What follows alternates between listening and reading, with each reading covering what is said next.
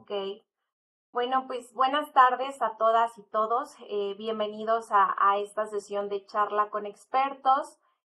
Como la gran mayoría de ustedes sabe, este es un espacio que se hace en el marco tanto de la especialidad en migración internacional como maestría en estudios de migración internacional del COLEF, con la finalidad de no solamente pues quedarnos con estos aprendizajes por parte de los docentes titulares de cada uno de los módulos o de los cursos que tenemos, sino abrir este espacio a compartir experiencias con expertas, expertos que estén trabajando directamente en campo en los procesos de atención a personas en situación de movilidad o en algunas otras dependencias que sean clave para el fenómeno migratorio. Y en este caso, pues nos encontramos muy contentas, muy contentos de recibir nuevamente a Mara Ticera y también a Lublanc Prieto, que me voy a permitir presentarlas y comentar un poco sobre el contexto de esta charla que tendremos el día de hoy. Como les había comentado en la invitación que se les hizo, esta charla se ha titulado Colombia en Foco, situación humanitaria, desplazamiento y derechos humanos en el terreno. Esta charla, pues más que nada está enfocada en que podamos tener una oportunidad para aprender más sobre la situación humanitaria en el terreno de Colombia. Esta charla nos van a compartir una descripción sobre las necesidades humanitarias de las personas en movilidad más acuciantes, así como las violaciones de derechos humanos contra personas desplazadas con mayores vulnerabilidades. También pues nos acompaña la presidenta de la organización no gubernamental Fundación Refugiados Unidos, quien también pues nos podrán compartir parte de su experiencia, su perspectiva sobre la situación humanitaria en Colombia, así como los desafíos y oportunidades que han encontrado en la experiencia que han tenido en la provisión de servicios en diferentes áreas. Y bueno, como les comenté, Mara había participado hace un año justo en estas sesiones también de charla con expertos y bueno, el día de hoy también nos acompaña. Ella es antropóloga con 11 años de experiencia en investigación cualitativa y evaluación de políticas y programas en las áreas de protección de la infancia y desplazamiento forzado en América Latina, Europa y Estados Unidos. Trabajó como consultora de Refugees International, UNICEF, la Universidad de Edimburgo, el Centro para la Democracia en las Américas, entre otros. Mara pues se interesa justo en el análisis de las problemáticas de protección de derechos humanos que afectan a las poblaciones desplazadas con múltiples vulnerabilidades en América Latina, tales como la infancia, niños, población LGBTQI+, personas negras y supervivientes de violencia de género, desde el marco interseccional y desde las teorías críticas y decoloniales latinoamericanas. Entonces, si les parece bien, para abrir este diálogo y hacer como una introducción y contextualización, le voy a dar la palabra a Mara y después le voy a dar la palabra y me voy a también permitir presentar a Lublanc Prieto y también a la fundación que representa. Entonces, Mara, te cedo la palabra. Sí, muchas gracias María Inés por la oportunidad, gracias a Lublanc por venir y gracias a toda la gente que está más tarde que nosotras y que están...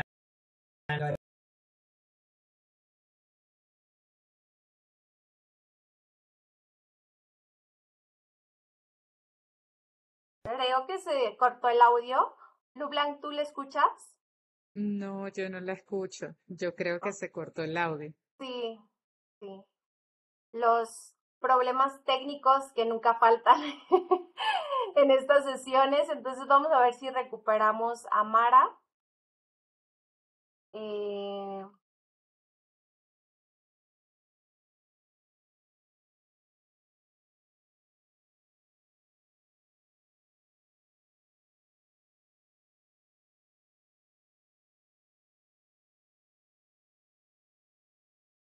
bueno, pues para hacer tiempo, creo que ahí la tenemos. A ver. Hola, no sé cómo hice, pero desaparecí. Sí, te Perdón. dejamos de escuchar, pero Bueno, ibas no sé qué iniciando pasó. justo. Estaba iniciando y pueden ver mi presentación o no, sí, porque Sí, eso no se cerró. Obviamente, si tienen comentarios, María Inés me mandó la descripción de sus perfiles, entonces sé que muchos de ustedes y muchas de ustedes están trabajando en el área, trabajan en el terreno, tienen mi edad o son más grandes que yo y posiblemente tienen muchas cosas para compartir. Entonces, nosotras vamos a estar contentas de escuchar sus opiniones y su retroalimentación. Entonces, la razón por la que propuse hacer esta charla es por dos cosas diferentes. La primera es que hace un mes el Norwegian Refugee Council publicó el informe de las 10 crisis más negligidas, más dejadas de lado en el mundo, y Colombia es una de ellas. No es el primer año en el que aparece, pero apareció de vuelta. Como ya saben, en el 2016 se firmó un tratado de paz histórico en Colombia, pero la aplicación del tratado no se estaría dando completamente y entonces sigue habiendo violencia que lleva a que haya desplazamiento forzado. Esa es una de las razones, pero los criterios que usó Norwegian Refugee Council son estos tres que ven en la pantalla. ¿Qué tanto Colombia aparece en los medios internacionales? Marian, Que con- estamos viendo tu pantalla. Ay, ¿por qué tiene que ser tan difícil esto? Ay, no sé qué hacer. A ver, momento, un segundo. Ahí, Ahí ya. sí, perdón. Es la primera vez que uso esta aplicación, entonces no sé muy bien cómo manejarlo, pero bueno. El segundo criterio es la voluntad de los gobiernos, de la comunidad internacional en hacer diplomacia para la paz en este caso o para abogar por la situación en Colombia. Y la tercera es la cantidad de financiamiento que recibe el país. Entonces, en el caso de Colombia, se calcula que se está donando el país está recibiendo 38% del financiamiento humanitario que necesita para cubrir las situaciones de crisis, entonces la crisis humanitaria en total. Esta es una tasa, entonces recibe 38% del total que necesitaría, que es muy bajo y por eso aparece en el ranking. Y la segunda razón por la que estamos haciendo esta charla está relacionada con mi charla del año pasado, que por cierto, este PowerPoint tiene muchos enlaces. Se lo voy a dejar a María Inés y la persona que quiera ver mis fuentes puede cliquear en el PowerPoint y las va a llevar o los va a llevar a las fuentes. Entonces, en la charla lo que hablé fue de la importancia de la participación verdadera y con sentido y con consecuencias, digamos, de las pequeñas ONGs, las ONGs locales lideradas por personas refugiadas en los espacios de toma de decisión y en general en cualquier espacio de creación de conocimiento, universidades, congresos, conferencias, eventos políticos. Yo y muchas personas creemos que para que nuestro ámbito de la cooperación internacional sea más justo, más equitativo y podamos de verdad llegar a la justicia social, que es lo que queremos, hace falta que haya muchísima más participación de las pequeñas ONGs. Y entonces esta es la segunda razón por la que propuse esta charla. Entonces, para entrar en la situación en Colombia, obviamente voy a dejar muchísimas cosas de lado porque la situación es muy compleja. Esto es solo un pantallazo muy general de lo que está pasando o de lo que viene pasando. Hay tres crisis en Colombia que se conectan una con la otra, crisis de desplazamiento. La primera es el desplazamiento interno persistente, entonces de larga data, desde los 60. La segunda es la situación de las personas en lo que se llama en situación de movilidad a través de las Américas, entonces personas que salen de Sudamérica por tierra, a veces un poquito también por mar, para llegar a Estados Unidos. Y la tercera, que Lu Blanc va a hablar muchísimo más de esto porque ella es una experta en esto, la integración de la diáspora venezolana, entonces de las 2 millones de personas venezolanas o colombo-venezolanas que viven en Colombia. Cuando hablamos de desplazamiento interno en Colombia, hablamos de uno de los países con las cifras más altas de desplazamiento interno en el mundo. Según el Instituto Internal Displacement Monitoring Center, que es el instituto de investigación que se dedica a investigar desplazamiento forzado en el mundo, hay casi 5 millones de personas desplazadas internamente. Las cifras no son exactas y hay mucha discrepancia. Según el registro único del gobierno de Colombia, el dato acumulativo, entonces todas las personas que en algún momento estuvieron desplazadas en Colombia, llega a 8 millones de personas. Según ACNUR le está dando servicios a casi 7 millones de personas desplazadas internamente. No importa exactamente, lo importante es que hay millones de personas desplazadas, lamentablemente, y que los desplazamientos siguen sucediendo, no es algo del pasado. Entonces, en este gráfico de ACNUR podemos ver que hubo un aumento a través de los años del desplazamiento y solo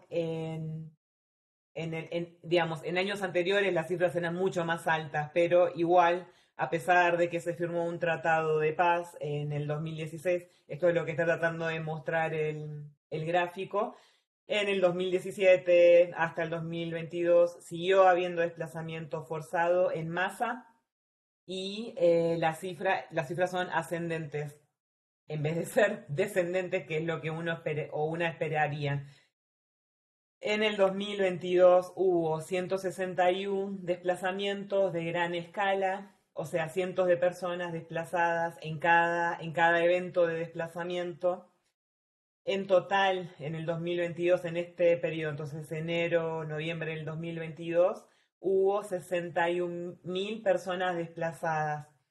Como pueden ver en este mapa, el desplazamiento forzado no afecta equitativamente a todas y todos y todos los colombianos, colombianas, colombianes, sino que hay una concentración en Nariño, que tiene 50% de los desplazamientos forzados, en Cauca, Valle del Cauca y el Chocó, y las poblaciones más afectadas, lo mismo, no son todas las personas colombianas afectadas igualmente, sino que están afectadas desproporcionalmente las personas afro-colombinas y ciertos grupos aborígenes, y de hecho algunos de los desplazamientos se deben a la matanza, al asesinato de líderes aborígenes, y otros desplazamientos se deben a las amenazas y a la violencia directa de grupos armados, y otros desplazamientos se deben a los fenómenos climáticos extremos y y fenómenos naturales o causados por el hombre, o como se le dice, causados por la humanidad, digamos. Entonces, el otro grupo de personas en situación de movilidad humana que voy a cubrir yo son aquellas personas que la OIM llama de personas en situación de movilidad humana a través de las Américas.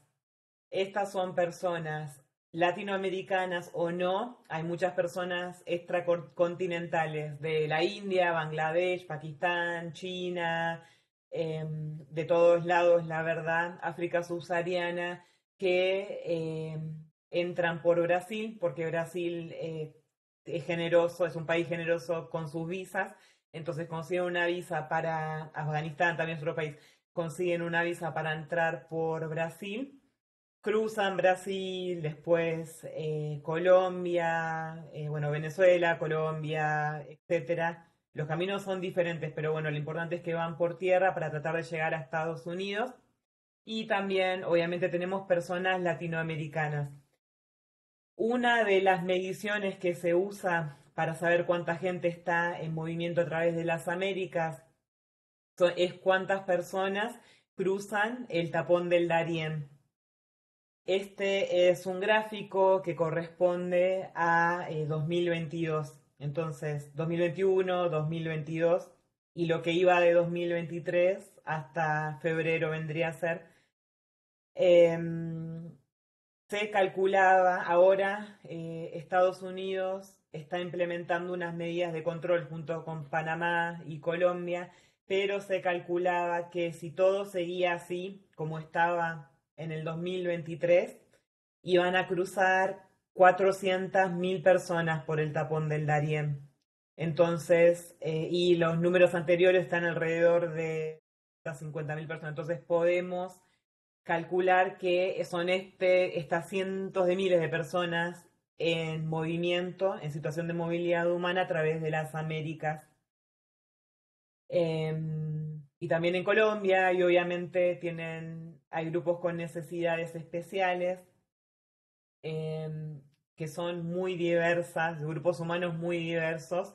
Por ejemplo, mujeres embarazadas o lactantes, niños, niñas y adolescentes, personas de la tercera edad, en especial personas venezolanas que no pueden tener ciertos tratamientos médicos en Venezuela, que más personas LGTBI, Q+, que están escapándose de la persecución por lo que son, por sus identidades, personas negras también, personas afrodescendientes, digamos, personas africanas subsaharianas, haitianas, que son muchas veces discriminadas por su color de piel, o sea, sufren discriminación por autoridades de migración o policías o militares o a veces también las comunidades de acogida.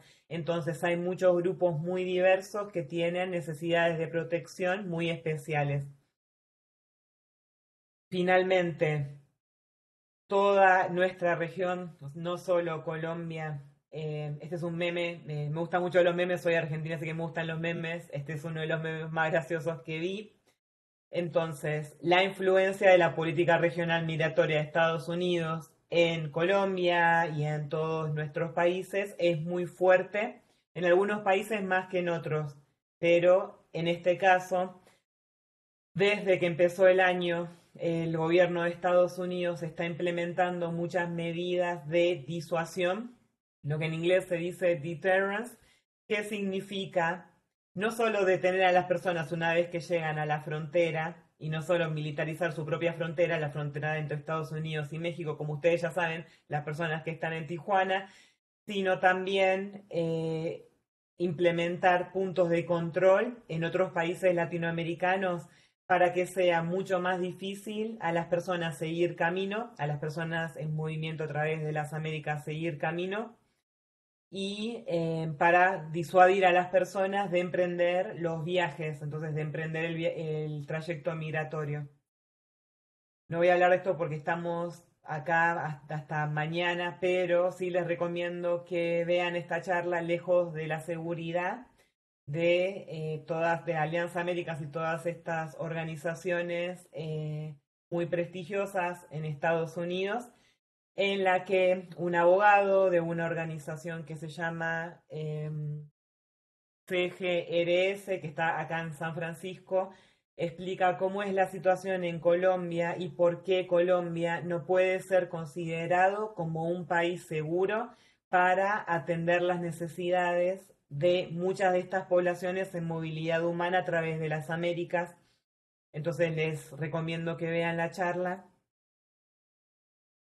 Y básicamente algunos de los efectos de las nuevas políticas migratorias de disuasión de este año, define el año pasado y este año porque muchas empezaron en octubre del 2022 y diciembre del 2022, son que haya mucha desinformación, entonces las personas migrantes no saben muy bien qué hacer y es más fácil que sean víctimas de los grupos transnacionales de tráfico de personas y grupos criminales que, sí, que engañan a las personas migrantes y obviamente, y esto es también por lo que era importante invitar a LULANC, a Refugiados Unidos, es que como las primeras organizaciones en responder son las organizaciones más pequeñas, estas organizaciones que responden a las necesidades y los derechos humanos de las personas en tránsito se ven sobrecargadas sin tener mayores presupuestos o mayores recursos. Entonces, esto es del año pasado, pero esto no cambió. Según el informe del estado del sistema humanitario de 2022, el del 2023 todavía no salió, entonces estas son las últimas cifras. Entonces acá lo pueden ver, menos del 2% de las organizaciones de base pequeñas, lideradas por refugiados, refugiadas locales, reciben fondos internacionales, fondos humanitarios internacionales. Acá hay otro gráfico que muestra más o menos lo mismo. Bueno, muchas gracias por la atención y ahora vamos a ver la presentación de Refugiados Unidos. Muchísimas gracias, Mara, por esta presentación tan interesante que nos ayuda, uno, que nos contextualiza la situación que está pasando no solamente en Colombia, sino en las Américas, y que gran parte de esa explicación pues también nos ayuda a entender lo que está pasando en las ciudades fronterizas del norte de México. Entonces, ahora, bueno, como mencionó Mara, le voy a dar la palabra a LULANC, pero bueno, antes quiero permitirme presentar brevemente tanto a la fundación como a ella. La Fundación Refugiados Unidos es una organización no gubernamental creada en Colombia por 3 mujeres venezolanas en 2021. Su visión es construir un futuro donde todos los refugiados tengan acceso real a sus derechos humanos para participar y aportar como ciudadanos dignos en sus comunidades de acogida. Buscan mejorar la calidad de vida de las personas refugiadas y desplazadas, reconociendo sus capacidades a través del trabajo en y con la comunidad, acompañándolas en sus situaciones y ofreciéndoles el apoyo legal, humanitario y psicosocial que requieran para su desarrollo y fortaleciendo la comunidad para su integración en la sociedad. La Fundación provee servicios legales, sociales y humanitarios a todo tipo de poblaciones desplazadas, incluso personas desplazadas venezolanas, colombo-venezolanas y colombianas retornadas. Y bueno, de la fundación nos acompaña LULANC Prieto. Ella es abogada binacional de origen venezolano, graduada de la Universidad Católica de Táchira en Venezuela y de la prestigiosa Pontificia Universidad Javeriana de Colombia. Se ha especializado en Derecho Internacional de los Derechos Humanos, Derecho Internacional Humanitario y Derecho Penal Internacional a través de la Universidad Latinoamericana del Caribe. También ha profundizado en el campo de la criminalística, obteniendo un título de especialista y maestría en la materia. Es una experta reconocida en asuntos de migración y protección internacional. LULANC ha liderado como directora general de la Fundación Refugiados Unidos y también ha servido como coordinadora local del programa de asistencia legal a población con necesidad de protección internacional en la Pontificia Universidad Javeriana de Colombia. Además, es miembro activa de la Red de Acción sobre Desplazamiento Forzado, las mujeres como agentes del cambio, bajo el compromiso global del Ministerio Federal de Cooperación Económica y Desarrollo alemán. También es miembro de la Iniciativa de Liderazgo en Refugio de Recursos y también se desempeña como fundadora y miembro del Consejo de Litigio Estratégico Global para los Derechos del Refugiado. Entonces, para nosotros es un honor y un gusto que nos acompañes, LULANC, y te cedo la palabra. Muchas gracias por la presentación y muchas gracias por la invitación y por este espacio tan importante y para mí en realidad es súper valioso que podamos tener un espacio para contar la realidad que vivimos desde Colombia y todo es un proceso de movilidad humana que existe desde el 2014 en Colombia cada vez más fuerte. Viene teniendo desde el 2012 principalmente este proceso de movilidad, pero ya poco a poco a partir del 2014 fue que fue aumentando esta realidad en el país y hoy en día vengo a contarles un poco de nuestra historia. Yo llegué en el 2015 a Colombia y desde el momento que llegué, trabajo es apoyando este proceso de atención a la población, tanto proveniente de Venezuela como población extranjera que viene a Colombia en procesos de movilidad, como lo contaba Mara, que hay muchos procesos de desplazamiento interno, pero también de desplazamiento externo, y que adicional muchas veces se invisibiliza la realidad y que solamente no son venezolanos los que se mueven dentro de Colombia e inclusive para llegar a un tercer país como es Estados Unidos. Y dentro de este proceso, nosotras nacimos para crear Refugiados Unidos, donde es una organización liderada por mujeres, pero también con una fuerte bandera en la inclusión y procesos de diversidad. Y dentro de este proceso nosotras creemos en crear habilidades, competencias y fortalecer las capacidades que tiene cada persona y cada ser humano en ese proceso de establecimiento de desarrollo y una construcción de un futuro y un desarrollo a corto, mediano y largo plazo dentro de la comunidad acogida y donde ellos puedan generar un proceso de desarrollo constante y positivo y que se han visto de esa manera dentro de este contexto. Eh, Colombia hoy ha atravesado por un proceso en donde paulatinamente ha aumentado la población en recepción dentro de, vamos a decir, las cifras oficiales por Migración Colombia. Hoy en día tienen registrados por un registro único para migrantes venezolanos de 2.500.000 venezolanos aproximadamente, pero dentro de, vamos a decir, los estudios más extraoficiales y los procesos de atención que nosotros brindamos a la población, podemos estimar que hay más de 3,5 millones de población venezolana que existe en Colombia. Y si adicional a esta población incluimos la movilidad pendular o la movilidad constante que existe para un tercer país, podemos decir que hay más de 4 millones de personas que se la viven en movilidad dentro de Colombia. Por esa razón, podemos decir que es uno de los impactos principales y del el tercer país del mundo que está recibiendo y que vive constantemente la crisis humanitaria compleja que viene desde Venezuela y de otros países que también pueden llamar la atención. En este contexto, si puedes, Mara, la siguiente.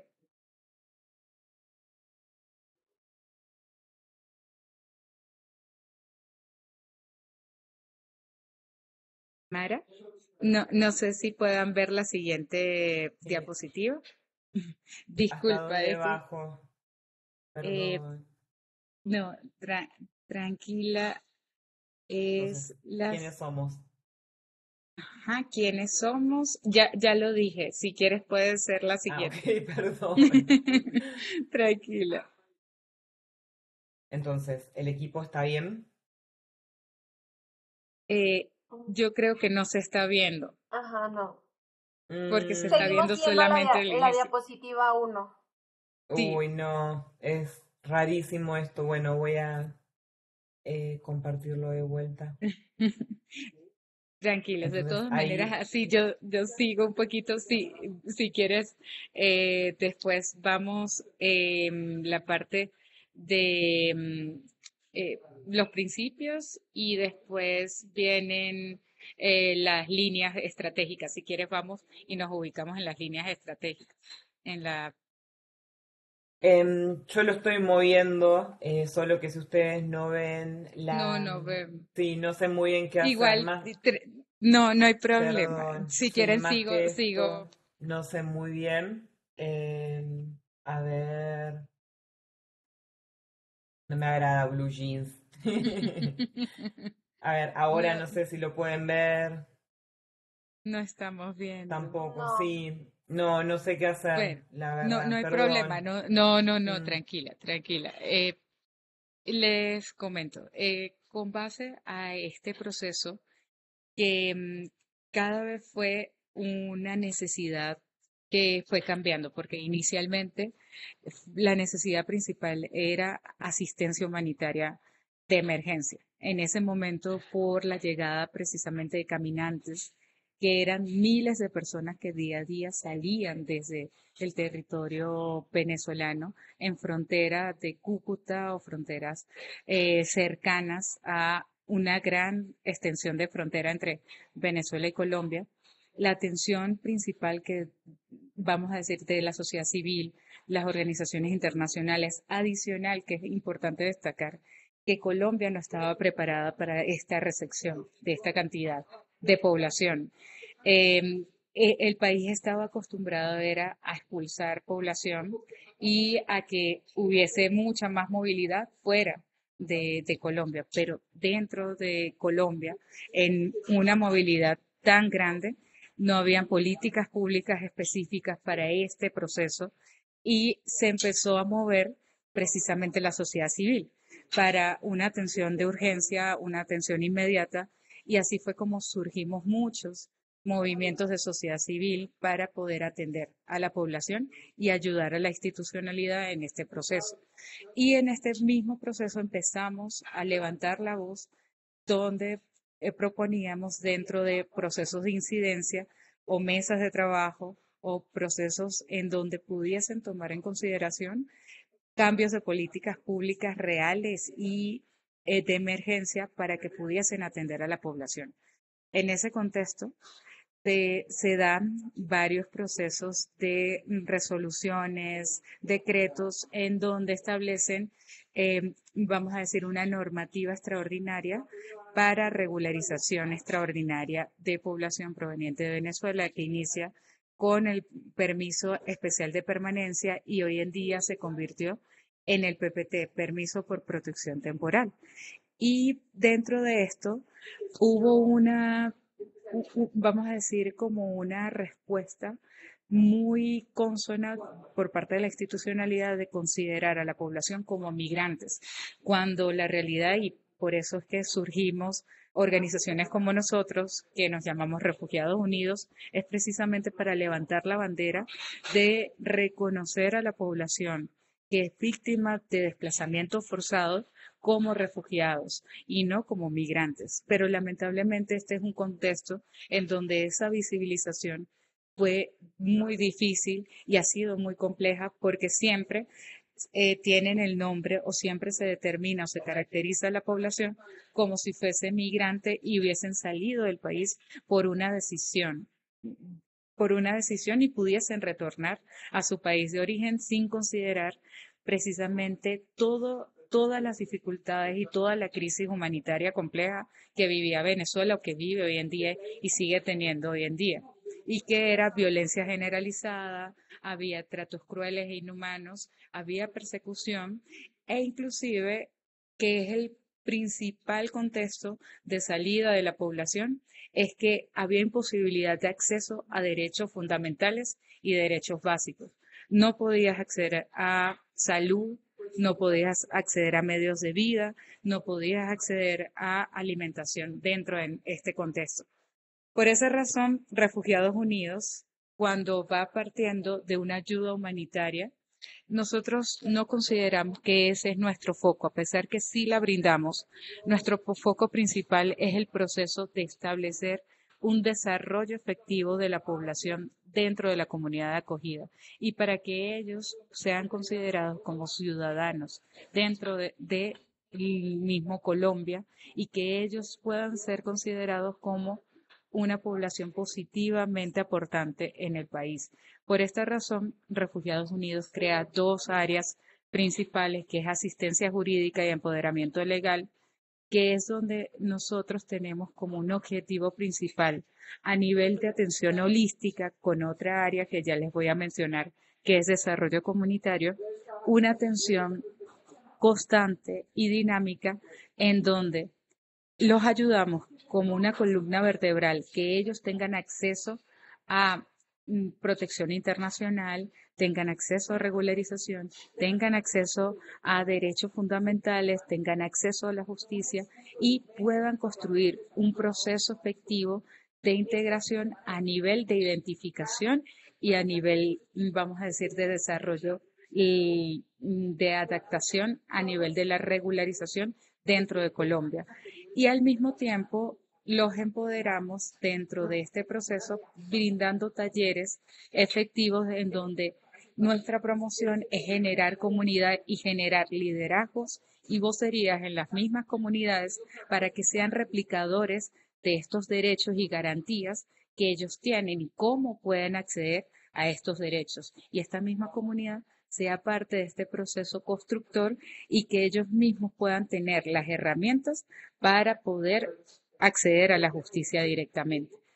Dentro de esta área también tenemos una asistencia directa, especializada, caracterizada técnicamente, en donde brindamos asistencia jurídica desde acciones constitucionales y a acciones jurídicas de alto impacto. Y ahí de esa mano, o vamos a decir, de la mano de esta subárea, también tenemos el área de litigio estratégico, en donde con base a casos de alto impacto y de alto nivel, destacamos precisamente los casos más importantes que podemos llevar a la Corte Constitucional. Actualmente, uno de nuestros casos ha sido uno de los casos más reconocidos con un caso de cancelación masiva de cédulas a población retornada y nosotros hoy en día estamos esperando la respuesta de la Corte Constitucional del país y que puedan crear un precedente constitucional a favor de la población y cambiar esa historia dentro de este proceso de integración social. Y por último, incidencia, que nosotros hacemos procesos de incidencia desde el distrito, desde las localidades, hasta nivel nacional e internacional, promoviendo precisamente el cambio del sistema humanitario a nivel internacional y que pueda verse de manera más efectiva las organizaciones de sociedad civil y que el poder venga a nosotros para poder ayudar a la población efectivamente y cambiar ese sistema en donde muchas veces no somos vistos y muchas veces no es visto el impacto, pero sí es visto para, vamos a decir, ser intermediarios dentro de los procesos de las grandes organizaciones, porque el impacto final siempre es logrado por nosotros. Entonces, en ese proceso nosotros buscamos ese cambio y para que seamos vistos de una manera diferente. Y dentro de los procesos a nivel nacional y a nivel local, buscamos vocería, participación verdadera y efectiva de la población proveniente de Venezuela y que adicional dentro de ese proceso de incidencia podamos lograr cambios de políticas públicas. Si quieres puedes bajar, no voy a decir las cifras, igual las van a ver que son grandes cifras que hemos logrado, más de 6.000 más de 7.000 servicios brindados para el año 2022 y en el año 2023 tenemos ya aproximadamente 4.000 servicios brindados desde el área de asistencia jurídica y empoderamiento legal y son servicios específicos brindados dentro de este proceso, como les comentaba. Y el área de desarrollo comunitario es una de nuestras áreas más fuertes porque buscamos la integración dentro de las comunidades de acogida a través de procesos de psicosociales, de apoyo psicosocial, apoyo psicológico directo a la población, apoyo a nivel de trabajo social, a través de procesos y talleres de vamos a decir, empoderamiento dentro de la generación de estas comunidades con la comunidad de acogida. También tenemos protección para las niñas y niños, donde brindamos procesos de pedagogía, talleres específicos para ellos y brindamos un proceso más expedito dentro de un proceso de integración a través de medios de vida, que son dos programas de empleabilidad y emprendimiento en donde hoy en día brindamos un apoyo a la población de pequeño capital semilla para que ellos puedan crear sus emprendimientos y puedan desarrollar sus ideas de negocio dentro de un proceso más oportuno, estratégico y que puedan ser reconocidos dentro de la comunidad acogida.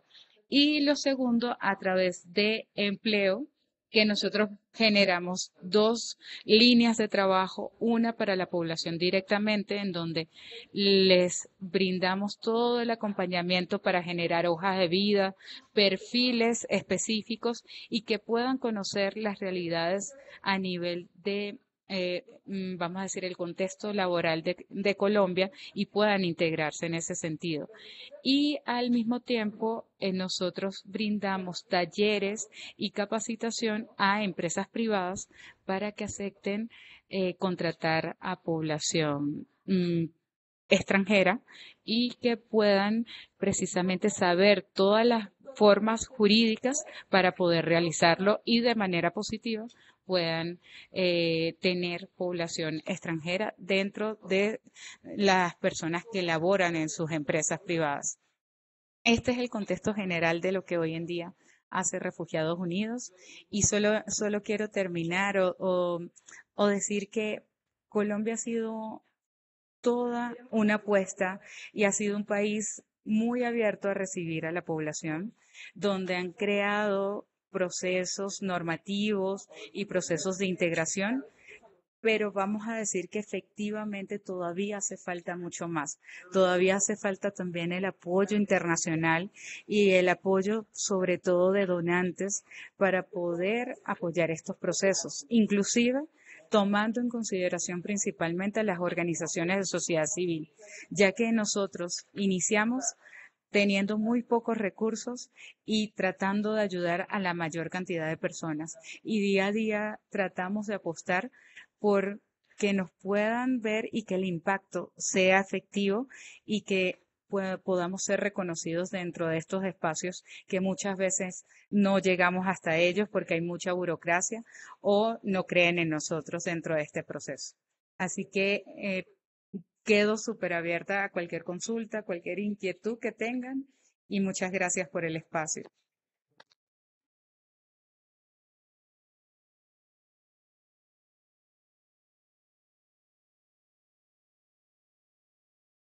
Muchísimas gracias, Lublanc, por compartirnos la experiencia que han tenido. La verdad, creo que es muy importante, sobre todo por la situación tan compleja que hoy en día vivimos, no solamente Sudamérica, Centroamérica, México, las ciudades de la frontera norte.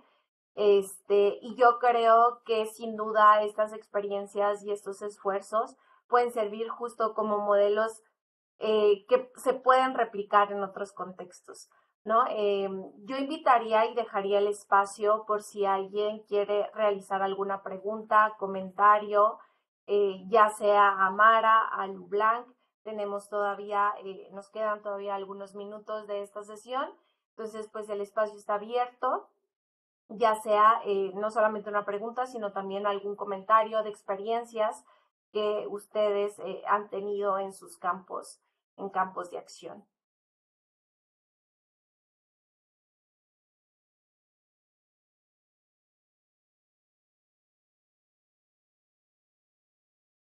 Anímense. Abraham, adelante.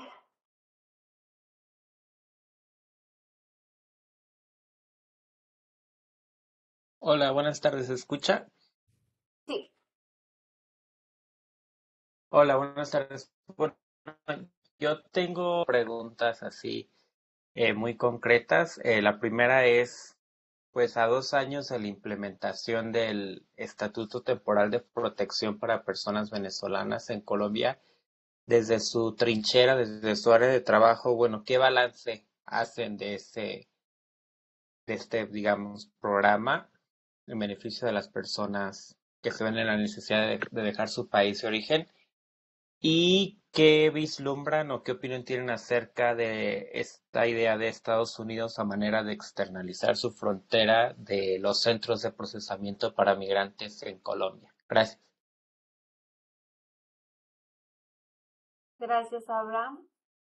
Pues no sé si Lublanc o Mara quisiera tomar la palabra, hacer algún comentario respecto Puedo, a estas preguntas de Abraham. yo puedo responder la segunda pregunta, pero Frank va a saber muchísimo más sobre el proceso de regularización, entonces prefiero no comentar. Bueno, precisamente la consulta que se habrá hoy en día en Colombia, estamos viviendo una situación compleja, precisamente con la implementación. ¿Por qué? Porque sí es una apuesta muy grande. El permiso por protección temporal fue una apuesta y vamos a decir, tenía un significado muy especial, pero hoy en día su implementación no ha sido efectiva.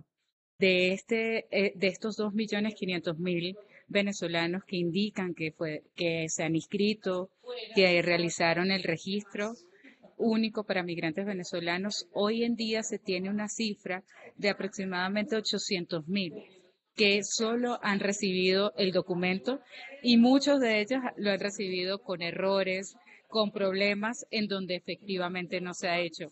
Y adicional, dentro de ese proceso, eh, pues también tenemos una situación de que la población que venía o con un documento o que estaban de manera irregular, no, hoy en día quedaron en el aire y están irregulares y no tienen acceso a ningún derecho, han sido sacados de sus trabajos, han sido sacados del sistema de salud, tienen prácticamente completamente riesgos porque no existen en el Estado colombiano. Y no hay una respuesta efectiva por parte de Migración Colombia y no hay una respuesta rápida para poder lograr esa implementación efectiva. Entonces, claro, ellos hoy en día han dicho que la circunstancia principal es por el cambio de gobierno, adicional porque no tienen recursos para poder contratar más funcionarios, para poder brindar el servicio más efectivo, pero nosotros seguimos diciendo, si quedamos, porque supuestamente esto se tenía que implementar en un año y ya llevamos 2 años esperando que se puedan imprimir estos documentos, estos permisos, la población cuántos años más van a durar sin tener un acceso efectivo a derechos. Esa es la pregunta principal que hoy en día nosotros todavía seguimos teniendo y cuál es el impacto que para nosotros ha sido. Es un aumento exponencial desde la atención jurídica y de las acciones constitucionales, acciones de tutelas, derechos de petición y precisamente litigio estratégico para poder lograr este acceso efectivo. Y hay un tema más adicional que es la protección internacional. Hoy en día la protección internacional tuvo con el PPT, el permiso por protección temporal, le dieron una herida de muerte prácticamente porque pusieron entre la espada y la pared a los solicitantes de condición de refugio que debían renunciar para poder obtener el permiso por protección temporal. Y si ellos son solicitantes de condición de refugio, no tienen acceso a oportunidades de medio de vida, es decir, a trabajar en Colombia. Entonces, prácticamente todos están renunciando a su protección internacional para acogerse al PPT, al permiso por protección temporal. Hay mucho que hablar sobre eso, pero vamos a decir que es mi respuesta un poco corta, pero vamos a decir un poco contundente desde la realidad que se está viviendo hoy en día en Colombia. Muchas gracias. Mara, ¿tú ibas a Bueno, tomar la palabra? sí, bueno, gracias Lublan por la respuesta y también respondo la pregunta de Alex porque es más o menos lo mismo que vendría a ser qué onda con las políticas de Estados Unidos de externalización y de disuasión. Entonces, yo vivo en Estados Unidos, no lo dije eso, vivo en California, entonces yo no soy una experta en política migratoria de Estados Unidos, pero obviamente al investigar sobre movimientos a través de las Américas, me encuentro con la influencia de las políticas de Estados Unidos en las políticas nacionales de los países y lo que les puedo compartir, además soy malísima con los números, soy antropóloga, entonces tengo cero memoria con los números, así que los tengo acá en la pantalla. Anteriormente hablé del tapón del Darién porque es una de los lugares donde el gobierno de Panamá registra a las personas. No todos los países latinoamericanos registran a las personas que pasan por sus países en tránsito yendo hacia Estados Unidos, pero Panamá lo hace. Entonces son los números más confiables que tenemos. El año pasado pasaron 250.000 personas por el tapón del Darién y llegaron a la frontera de Estados Unidos. Esto se mide en la forma de encuentros de la policía de frontera con personas migrantes. Entonces hubo 2,5 millones de encuentros, entre comillas. Un encuentro no es una persona, porque la mayor parte de las personas tratan de pasar más de una vez, ustedes lo saben, en especial las personas que están en Tijuana, pero en resumen, un montonazo de gente. Acá en Estados Unidos hay un problema de política interna, de una puja entre tener medidas migratorias, políticas migratorias más restrictivas o menos restrictivas. Entonces, el número de personas que llegan a la frontera es muy importante para la política interna, para las elecciones, etcétera. Entonces, es materia de política nacional, qué es lo que pase en lugares tan remotos como Colombia, porque afecta el número de personas que llegan acá. Entonces, eso es como lo básico. Lo que pasó durante los últimos años es que las políticas de detención, de disuasión, de militarización de las fronteras, en vez de reducir los números, tuvieron el efecto contrario. Entonces, como las situaciones económicas y políticas de los países de origen se siguen deteriorando, en especial la situación económica desde la pandemia del COVID, las personas obviamente siguen huyendo de sus países. En América Latina, y por guerras y por conflictos, por dictaduras, las personas siguen huyendo de otras partes del mundo para tratar de llegar a Estados Unidos por tierra desde Sudamérica. Entonces, todos los números de personas en situación de movilidad subieron en los últimos años. El último intento o los últimos intentos de Estados Unidos para disuadir la migración, para disuadir que la gente llegue a la frontera sur, son los que mencionó Alex en su comentario. Entonces, el parol para personas venezolanas, nicaragüenses, haitianas y cubanas, que son las 4 nacionalidades que más llegaron a la frontera en los últimos años. Por eso es que hay un parol para esas nacionalidades. La implementación de la aplicación CBP One, que teóricamente es para que las aplicaciones sean de forma más ordenada, pero obviamente tener que esperar poder conseguir un turno en una aplicación expone a peligro a las personas del lado de la frontera de México, porque ustedes ya saben esto, las ciudades más peligrosas en México se encuentran en la frontera, y ahí es donde tienen que esperar las personas migrantes, muchas veces personas con situaciones de protección, entonces discapacidad, mujeres embarazadas, familias con niños, niñas, etcétera. Entonces esas fueron las principales medidas entre el año pasado y el principio de este año. Pero después, como ya se había pautado que iba a terminar el título 42 en mayo de este año, el gobierno empezó a implementar otras medidas de disuasión y de control migratorio para reemplazar el hecho de que ya no iban a poder reenviar automáticamente a las personas del otro lado de la frontera. Lo importante, y que es como lo, yo les digo, yo lo miro esto medio de afuera porque vivo en Estados Unidos pero soy extranjera, entonces yo creo que lo importante es el espíritu de las políticas, que no importa qué política esté implementando Estados Unidos, son de disuasión, son de militarización y son de expulsión. Entonces eso vendría a ser como lo más importante. A pesar de que está muy comprobado que las políticas de disuasión no hicieron que disminuyan los números de migrantes, sino que en general lo que pasa es que los números disminuyen al principio y después suben a lo que estaban de nuevo, al número que estaban de nuevo, a las cifras anteriores o incluso más, siguen siendo aplicadas estas medidas y obviamente sí, estas medidas son nuevas medidas, em, siguen dependiendo tanto en la detención, la militarización y la disuasión, eh, impulsan a las personas a tomar medidas todavía más extremas, entonces capaz tomar caminos migratorios, rutas migratorias más peligrosas. y exponen a las personas a peligro en general. Entonces, como yo trabajo en protección, esto es lo que más me interesa. Pero desde el punto de vista de Estados Unidos, ese es el objetivo, que la menor cantidad de personas lleguen a la frontera. Ese es el objetivo para el gobierno, no tener conflictos internos adentro de los partidos políticos acá dentro de Estados Unidos. Y evidentemente, si el objetivo es ese, las medidas no van a tener tan en cuenta los derechos humanos y la protección de las personas en movilidad, porque este no es el objetivo. Espero que se entienda lo que quiero decir. Mm.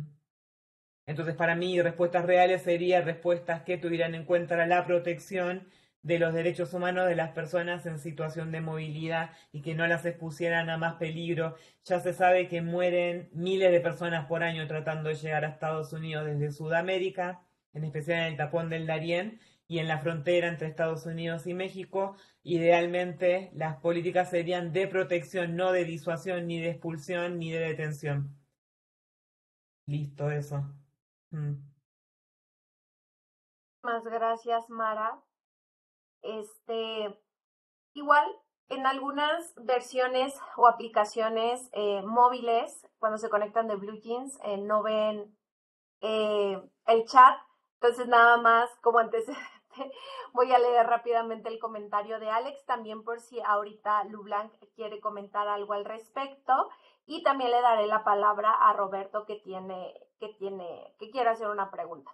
Entonces, el comentario y pregunta de Alex en el chat es: en los últimos años han habido muchas políticas para responder a la migración de personas venezolanas.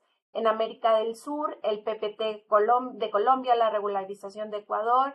Ninguna de estas respuestas pareciera que ha dado respuestas reales e integrales, ya que vemos cómo en los últimos meses el número de personas encontradas por la patrulla fronteriza de Estados Unidos ha aumentado a niveles que vimos en agosto del año pasado, mostrando que la única salida sigue siendo la migración irregular. Y la pregunta es: ¿cuáles creen que serían las respuestas por parte de los estados que si fueran reales? Entonces, le doy la palabra a Roberto para que haga su pregunta y ya le pasaremos la palabra a Lublanc por si quiere comentar algo respecto a esta pregunta de Alex y de lo que pregunte Roberto y posteriormente a Mara. Adelante, Roberto. Eh, Doctora Marínez, buenas noches. Quería confirmar si me escuchan bien ahí. Sí. Ok, para todos buenas noches. 8:30 de la noche de la ciudad de Pereira, Colombia. Cordial saludo. No, felicitar a las panelistas, de manera especial a la doctora Prieto por esa labor solidaria y hospitalaria que realiza con los refugiados aquí en nuestro país. Y la pregunta es la siguiente para la doctora Mara. Hubo un convenio binacional entre Estados Unidos y Colombia y Guatemala para asistir y recibir, prestar asistencia a las personas que quieran hacer tránsito a Estados Unidos. Y la pregunta es: ¿cuál es el interés político, interés ideológico, interés que hay detrás de la escogencia y la selección? ¿Cuál fue el coqueteo, por decirlo así de alguna manera, para que fuera Colombia, Guatemala y no fuera Perú, Ecuador? Esa es como primera pregunta. Y segunda pregunta, que va en conexión con lo primero, es: la doctora Mara Tica planteaba que Colombia no tiene las garantías para que se desarrolle y se lleve a cabo este ejercicio de recibir y atender en términos de derechos humanos y de buena aplicabilidad a las personas en tránsito. Entonces, si eso se avisora en un futuro, entonces, ¿cuál va a ser el futuro más bien de este país y de Guatemala según la tendencia, según el comentario de la doctora, Colombia no está en garantías para que este país cumpla o funja como plataforma estratégica y diplomática y se den los pasos para que las personas que pasan por este país puedan llegar y hacer sus aplicaciones para llegar posteriormente a Estados Unidos? Muchas gracias, doctora María Inés. Gracias, Roberto, por las preguntas. No sé quién quiera tomar la palabra primero. Mara. Las preguntas llevan directos para Mara, pero no sé también si Lu Blanca ahorita quisiera hacer un comentario al respecto. Blanc, si querés, puedes responder esto de cuáles creen que serían las respuestas por parte del Estado colombiano si fuera Colombiano. holística, integral. Sí. Mm. Bueno, eh, Alex, en realidad el cambio creo que no solamente sería Colombia, ¿no? Colombia es el principal país de Latinoamérica que está recibiendo población proveniente de Venezuela y de otras nacionalidades, pero debería ser de la región la apuesta. En realidad yo creo que si existiera una posibilidad en donde toda la región, desde una política verdadera de integración, pudiese primero reconocer a la población proveniente de Venezuela como refugiada y generar garantías verdaderas de acceso a derechos, es decir, garantizando un medio de regularización efectivo, pero de protección internacional, de la mano, y protección internacional con regularización, pudiese darse efectivamente la integración. Y no es que estamos alejados de muchas posibilidades porque hay países que sí lo han hecho efectivamente. Y Colombia no es que está, vamos a decir, alejado con el PPT, pero si el PPT pudiese ser no un permiso de protección temporal, sino un permiso de protección internacional, donde pudiese tener acceso o posibilidad que los principios fundamentales a nivel de los estándares internacionales fuesen efectivos y acceso a derechos efectivamente, y no por 10 años, y creyendo que la población va a retornar a su país de origen cuando no es real, cuando las familias y precisamente la población se está desarrollando en el país y tiene ánimos de permanencia, cambiaría la historia. Y hay formas. Yo pienso que los países de Latinoamérica tienen tantas posibilidades de que la regularización fuese tan efectiva y que positivamente pudiesen ver el impacto de lo que van a brindar tanto los refugiados, migrantes, desplazados y retornados que tiene Latinoamérica. De esa manera sería efectivo.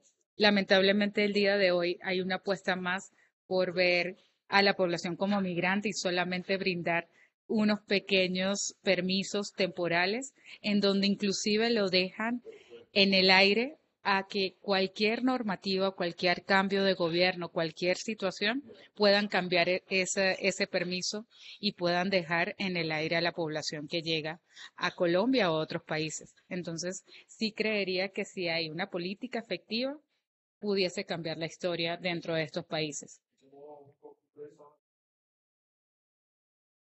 Muy bien. Entonces, por mi parte, para Roberto, es muy complicado el tema, pero básicamente Estados Unidos no puede cooperar con estos países que son las mayores nacionalidades en los últimos años que llegan a la frontera, que son Cuba, con Haití, capaz sí, pero bueno, ponele Haití, Nicaragua, Venezuela.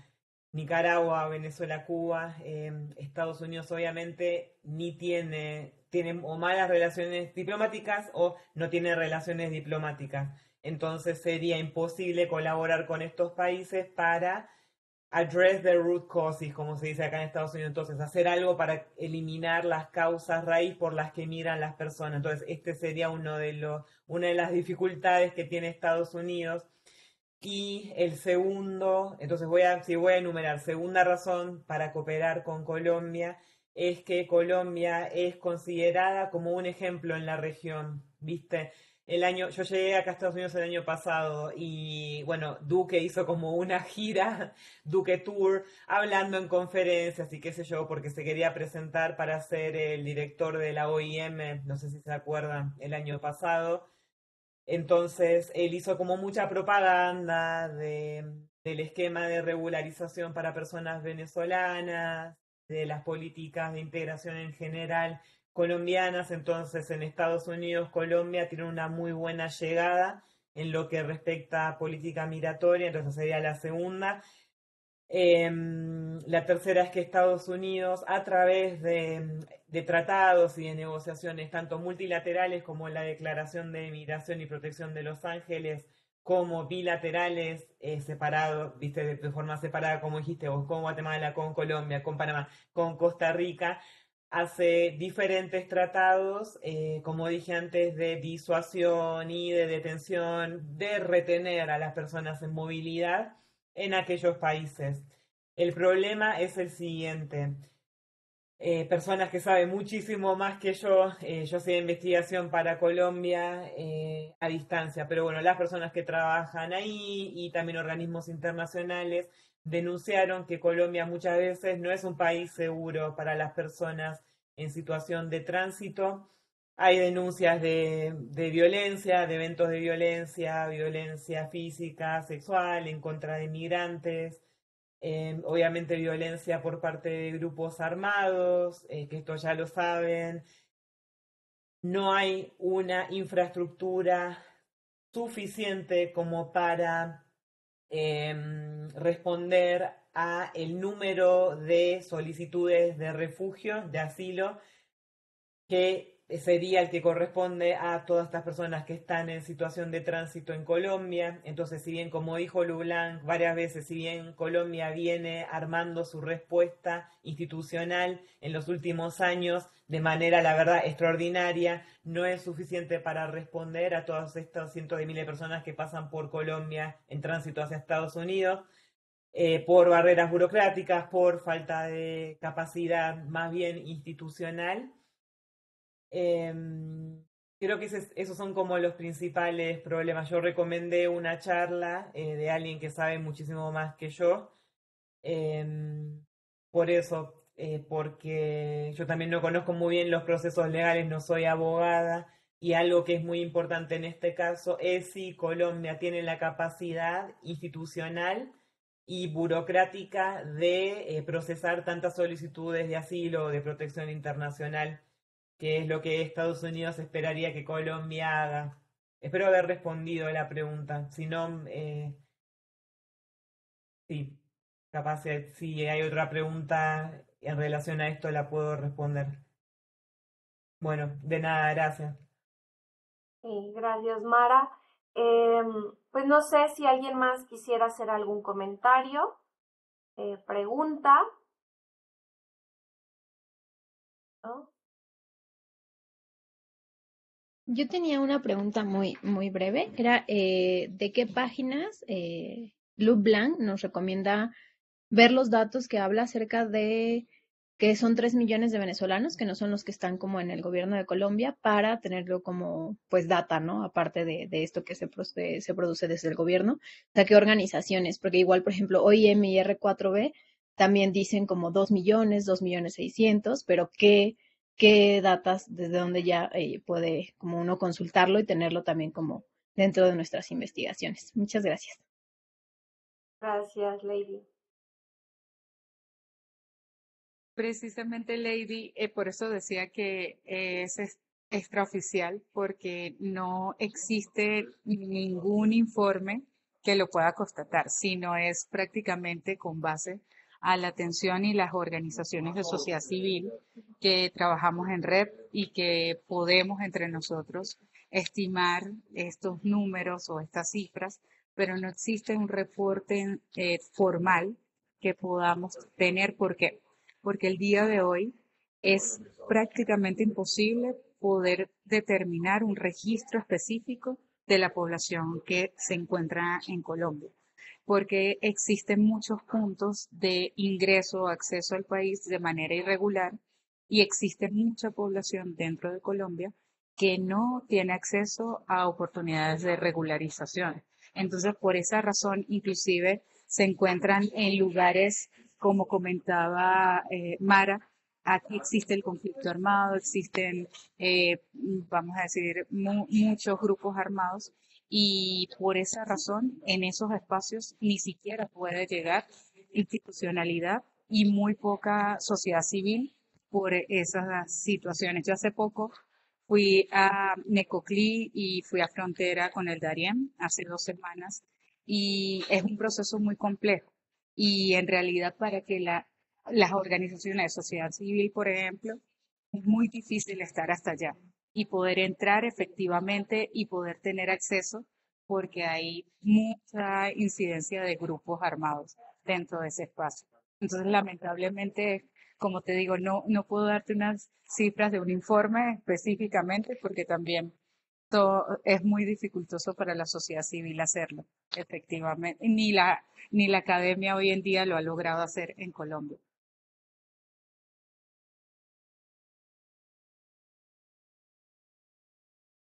Muchas gracias, Lublanc y Mara también.